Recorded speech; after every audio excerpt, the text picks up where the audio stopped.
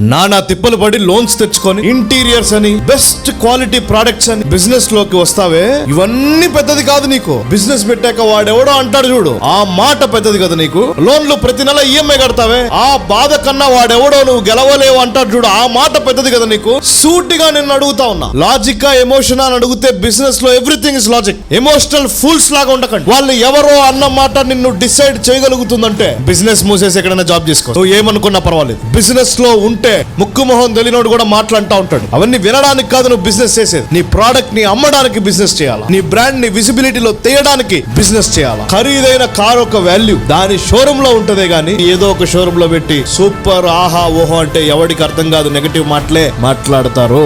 This is business, దమ్ముతో ఆడే ఆట. అలా దమ్ముతో ఆడిన వాళ్ళ స్టోరీస్ ఎన్నో చేసాం మనము మీడియాలో. మీ స్టోరీని లక్షల మంది తెలుగు వాళ్ళు వినాలనుకుంటే మనము మీడియా ప్రొఫైల్ కి మెసేజ్ చేయండి.